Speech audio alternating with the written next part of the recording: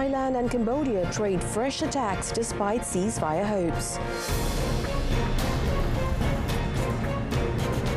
Israel intercepts Gaza-bound activist boat.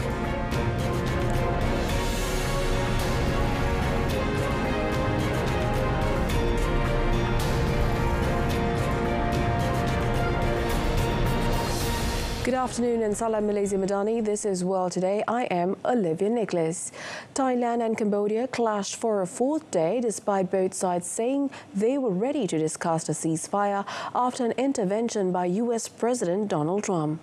The fighting has killed at least 33 people and displaced more than 200,000.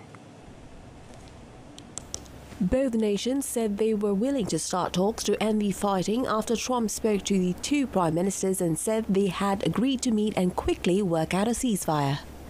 But fresh artillery clashes erupted this morning near two long-contested ancient temples in the frontier region between northern Cambodia and northeast Thailand that has seen the bulk of the fighting.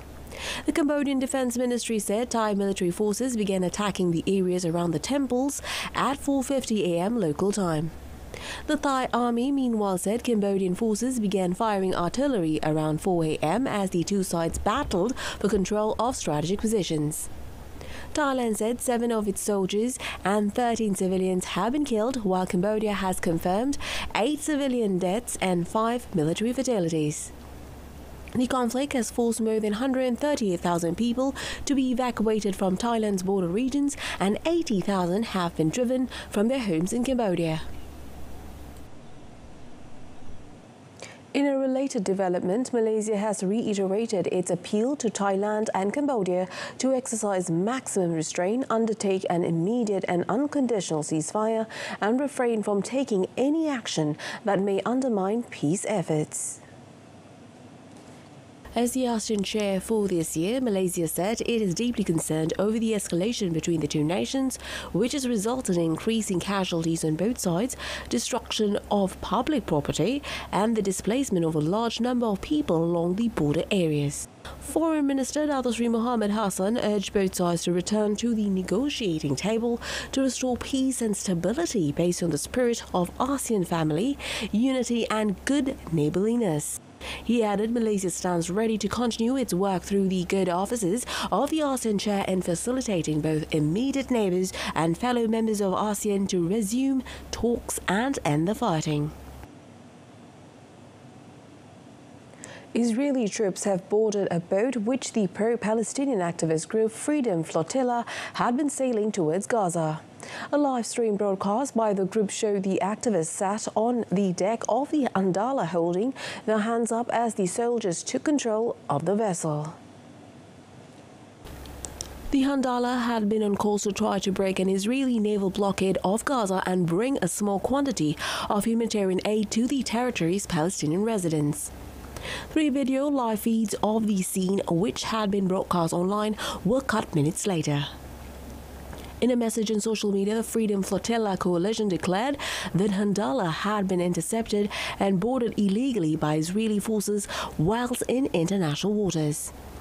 An online tracking tool set up to plot the Handala's course showed the boat's position as roughly 50 kilometers from the Egyptian coast and 100 kilometers west of Gaza when intercepted. The Israeli military had earlier announced it would enforce the maritime security blockade on the Gaza Strip.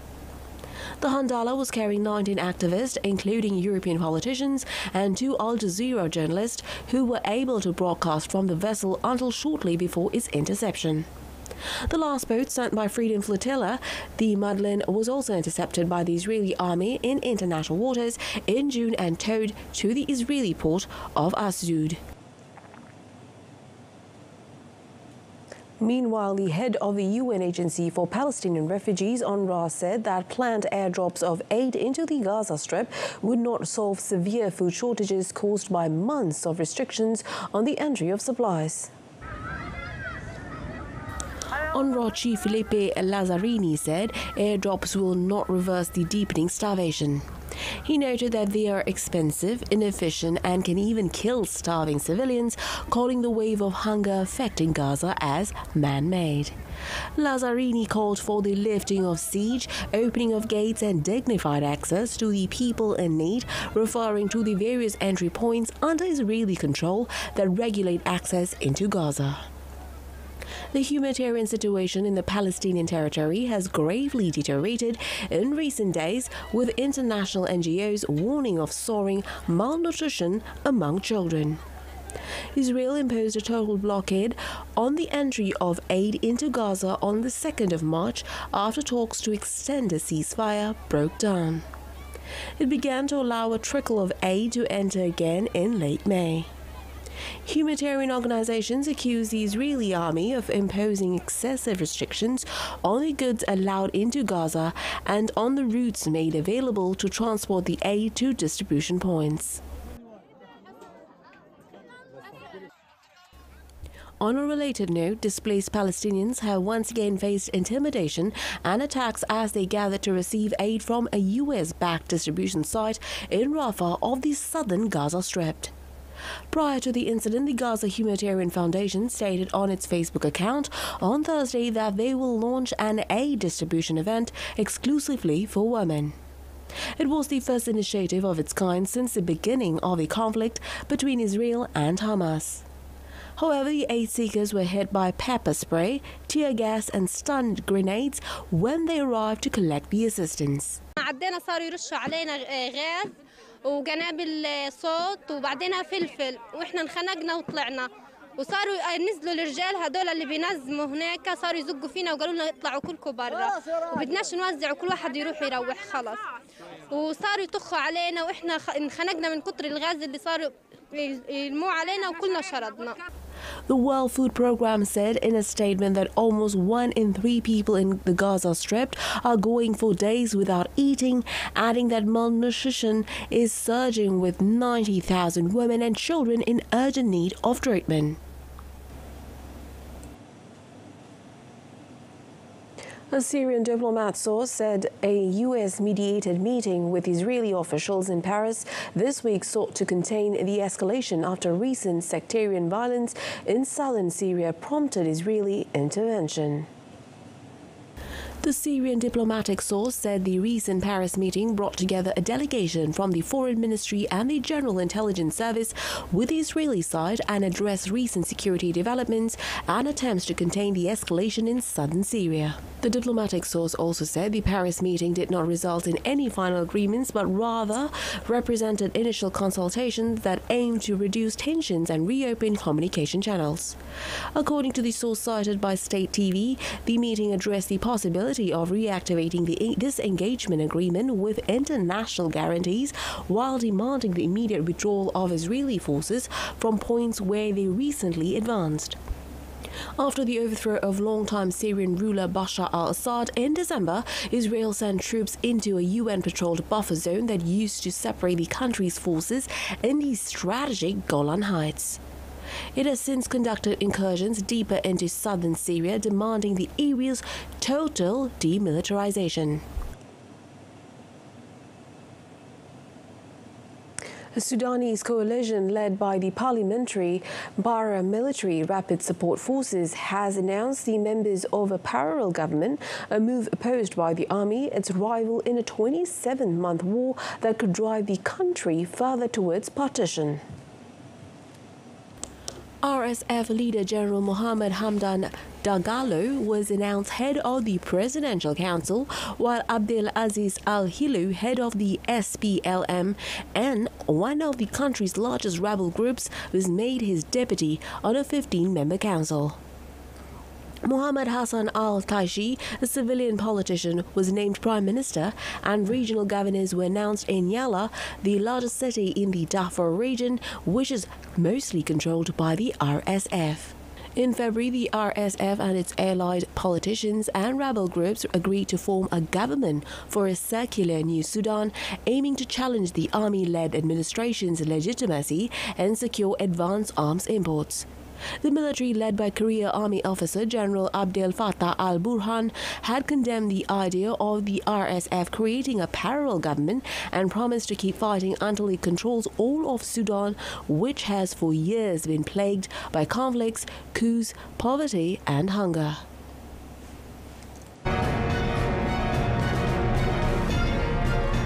still ahead. Australia-Britain signed 50-year AUKUS partnership treaty.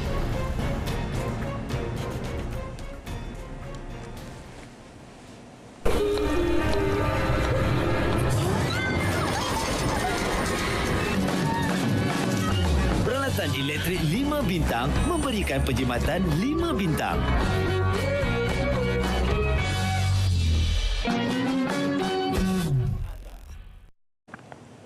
Australia's government has signed a treaty with Britain to bolster cooperation over the next 50 years on the AUKUS nuclear submarine partnership. The AUKUS Pact, agreed upon by Australia, Britain and the US in 2021, aims to provide Australia with nuclear-powered attack submarines from the next decade. Defence Minister Richard Marles said in a statement that the bilateral treaty was signed with Britain's Defence Secretary John Healey after a meeting in the city of Geelong in Victoria State. He said the treaty will enable comprehensive cooperation on the design, build, operation, sustainment and disposal of the SSN AUKUS submarines. The Geelong Treaty represents one of the most significant treaties between Australia and the United Kingdom that has been signed since Federation. What this treaty will do is underpin the way in which both our countries develop a class of submarine that we will jointly operate. It's a treaty which will last for 50 years. Britain's Ministry of Defence said this week that the bilateral treaty would underpin the two allies' submarine programs and is expected to be worth up to £20 billion for Britain in exports over the next 25 years. South Korea's Deputy Prime Minister will meet with the US Treasury Secretary Scott Bessent next week ahead of Washington's deadline to reach a trade deal. US President Donald Trump's administration has threatened South Korea with a 25% tariff if a trade deal is not reached by the 1st of August. Presidential officer, Deputy Prime Minister Koo Yoon-chol and Foreign Minister Cho Yoon are scheduled to meet Bessent and Secretary of State Marco Rubio next week. It added the government has pledged to devote its full efforts to concluding trade negotiations with Washington before the August deadline. The presidential office also said that Seoul confirmed Washington's strong interest in the shipbuilding sector and agreed to work towards mutual cooperation in the industry. South Korea's shipbuilding industry has become a useful bargaining chip for the country as Trump has shown significant interest in the sector. South Korea ranks as the world's second largest shipbuilding nation, trailing only behind China. Ecuadorian authorities have announced they had deported hundreds of Colombian prisoners via a land border crossing after Bogota protested that the move came without prior agreement. Last year, Ecuadorian President Daniel Noboa announced his intention to deport Colombian inmates to ease overcrowding in the country's prisons. Small groups were transferred starting in April. But Colombian President Gustavo Petro opposed the move, saying that a joint plan was needed to safeguard the prisoners' rights. The Colombian Foreign Ministry said about 450 Colombians had been deported through the Rumi-Chacha border crossing in Carchi province. However, Governor Dina Pozo had previously said that 800 prisoners had been transported through the crossing. SNAI, the Ecuadorian agency which oversees jails, later said in a statement that more than 700 Colombians were in the process of being deported. On Friday, the Colombian government lodged a formal complaint with Quito, saying such a move without prior agreement is a violation of international law and an unfriendly gesture. Greece has requested for EU's help to battle wildfires that have sprung up in different regions, one of the worst just north of Athens, destroying houses and forcing police to evacuate homes. The fires broke out nearly a week into a heat wave in which temperatures have passed 45 degrees Celsius. Strong winds were fanning the blaze near Athens and other sites as well as the Peloponnese Peninsula that just out west of the capital. One of the most difficult fronts was just 30 kilometers north of Athens, where authorities ordered the evacuation of a village, Drossopigi. Several houses in the village were ablaze as the strong winds pushed the flames through the buildings. Several regions were under the highest level of alert, red category 5, meaning an extreme risk of wildfires due to the hot and dry conditions. A fire brigade spokesman said firefighters had brought 44 blazes under control out of 52 that had broken out over the past 24 hours. Greece had requested European assistance through the rescue mechanism, asking for 6 firefighting aircraft to bolster efforts to contain the fires. Firefighting units from the Czech Republic were already operating as part of European assistance.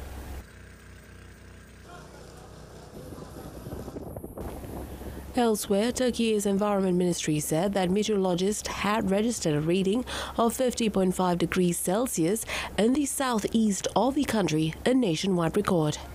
The record temperature was registered on Friday at Silopi in the province of Sirnak. It sits just 10 kilometers from Turkey's borders with Iraq and Syria. The Environment Ministry further said across the country 132 weather stations had registered record temperatures for the month of July. The previous heat record in temperature recorded in August 2023 was 49.5 degrees Celsius. The country is currently in a grip of a heat wave and is fighting fires in a number of regions. Firefighters have been struggling for 4 days to contain a blaze in the northern Karabakh province, forcing the evacuation of several villages. The heat wave, which is expected to last several days more, has forced some local authorities to announce restrictions on water consumption, including the seaside resort of Çeşme near Izmir on Turkey's west coast.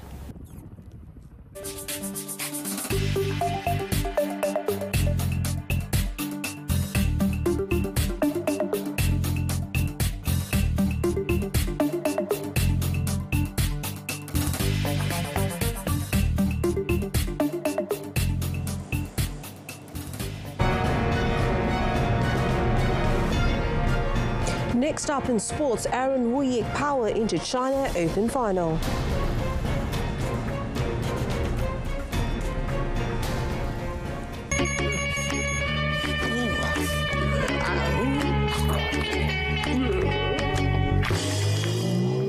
Tutup tingkap dan pintu untuk kekal dingin dan lebih jimat.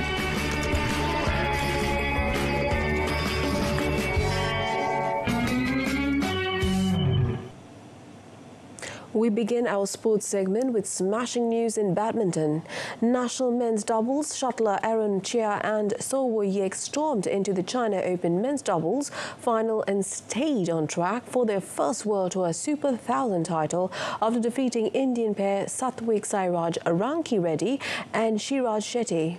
The semi-final victory is the 11th time that Aaron Wuyik have beaten the Indian pair in 14 encounters.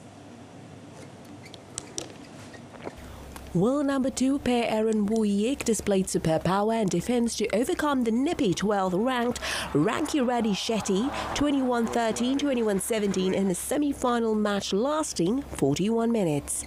They will take on Indonesia's surprise package Fajar Alfian and Muhammad Shohibul Fikri in the final later today. The Indonesians are playing together for only the second time. They will be making their second appearance in the China Open final after finishing as runners-up in 2023 and will be gunning for their 4th title this year after having won the Thailand Open, Singapore Open and the Badminton Asia Championships. The Malaysians, who are 2-time Olympic bronze medalists, also set a record by being the first men's doubles pair in the world to qualify for the finals of a World Tour Super 1000 event 6 times.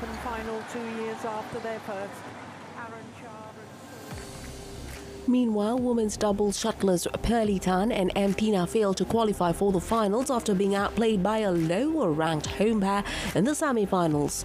The world number 3 pair lost 14-21, 17-21 in 38 minutes to 7th-ranked Jia Yifan and Zhang Shuxian, who were backed by a ferocious home crowd. Tina took home $28,000 as semi-finalists at the World Tour Super 1000 event. Yivan Shuxian have now won 4 of their 5 encounters with the Malaysians. The only time when Tina won was at the Indian Open in January after the Chinese duo were forced to retire due to injury. Yivan Shuxian will play China's world number 1 pair Liu Shengshu and Tan Ning for the title later today. Tina hope for his second World Tour title this year after winning the Thailand Open in May continues to be elusive despite having reached 4 finals so far.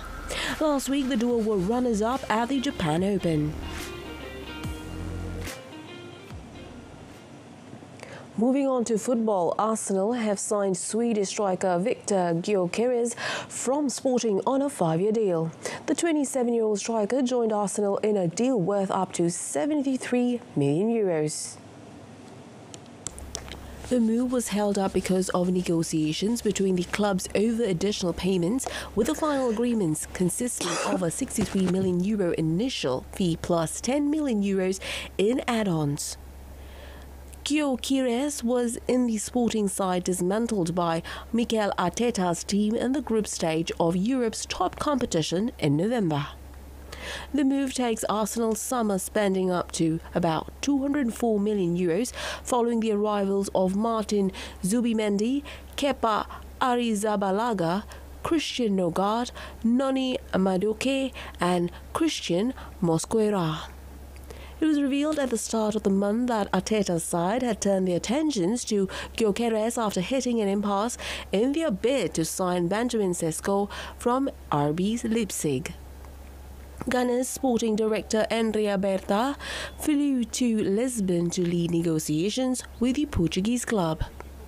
The deal concludes the long-running saga over Guioz's future after he was linked with Manchester United earlier this summer.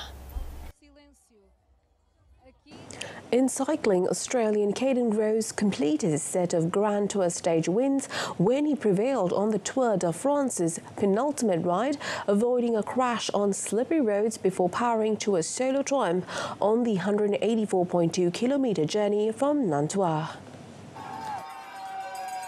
Grove's bike handling skills were on display when he managed to stay up as Spain's Ivan Romeo and France's Romain Gregor skidded out of control in front of him on a wet descent 21 kilometers from the finish line. Groves then attacked from a reduced breakaway bunch and never looked back in the remaining 17 kilometers, bursting into tears in a mix of disbelief and exhaustion after the line. Groves, who gave his team their 3rd victory in this year's tour after Jasper Philipsen and Matthew van der Poel, also won, has 7 Vuelta and 2 Giro d'Italia stage wins to his name. Dutchman Frank van der Broek took 2nd place, 54 seconds behind, with his compatriot Pascal Inhokunk 3rd, 5 seconds further back. Defending champion Tadej Pogacar spent a quiet day in the main peloton and made another step towards a 4th tour title as he retained his overall leader's yellow jersey with a 4-minute 24-second advantage over Denmark's Jonas Vingegaard.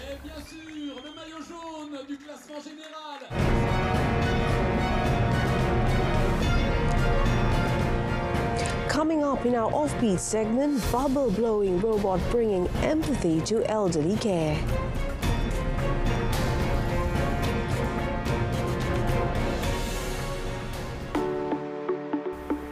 A humanoid robot named AB, developed by Melbourne-based startup Andromeda Robotics, is helping combat loneliness among elderly residents in Australian aged care facilities. Standing around 110 centimeters tall, with a vibrant purple and orange exterior and an empathetic childlike personality, AB aims to foster emotional connections among elderly residents facing social isolation, a challenge affecting many nursing home residents. Powered by large language models and machine vision, AB recognizes faces, recalls past interactions, and converses in 90 languages. AB engages residents through singing, dancing, storytelling, and group activities such as Tai Chi. AB He also features a unique party trick, which is the ability to blow bubbles from one of its arms.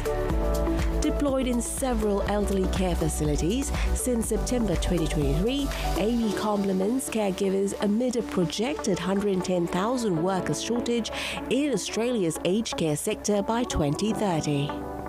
Its developer, Andromeda, is launching Australia's first humanoid robot production line. Backed by $3 million in seed funding, the company plans to expand to 100 aged care facilities and children's hospital by mid-2026.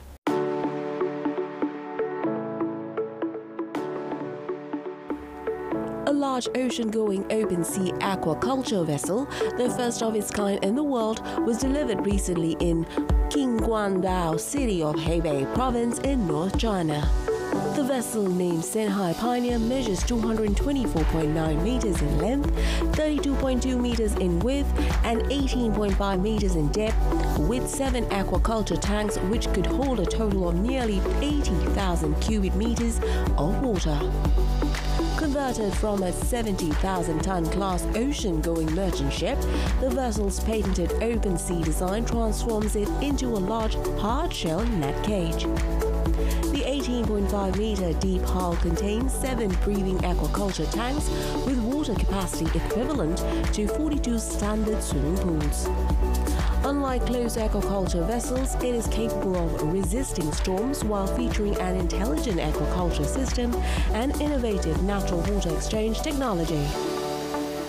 The vessel can cultivate cold water and warm water economic fish species such as Atlantic salmon, yellow crocker, and groupers. By operating in different northern and southern fishing grounds, it allows efficient year-round aquaculture across 3 seasons. On hot summer days, Eddie's Sweet Shop welcomes visitors seeking a cool respite. Located in Forest Hills, New York City, the city's oldest ice cream parlor is marking its 100th anniversary this year. Many visitors shared their fond memories of visiting the shop with their parents. Victor Guioz, owner of Eddie's Sweet Shop, highlighted that elements such as doors, ceilings, counters, and some dishes date back to the original owner's time. However, he noted that the recipes for the homemade ice creams are better today. We've made them better, but we still keep the same kind of flavors. I think there was about 7 flavors when we took over. Now we have about 17 that are constant. And then in the summer we do peach and blueberry. Showcasing the shop's heritage, Citrano displayed an 80-year-old electric refrigerator that remains in working condition. It stores hand-whipped cream prepared the same way for a century as the finishing touch for their ice cream. Eddie's Sweet Shop, closed on Mondays and Tuesdays, welcomes patrons from Wednesday to Sunday. When it is open, the establishment is quickly filled with customers escaping the heat while embracing cherished traditions.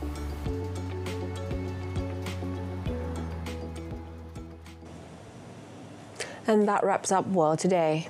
In our top story, Thailand and Cambodia trade fresh attacks despite ceasefire hopes. Tune in to Malaysia Tonight, coming up at 8:30 p.m. on TV1 and saluran Berita RTM. Till then, I'm Olivia Nicholas, Malaysia Madani, Rakyat Disantuni. Thank you for watching. Have a fantastic day.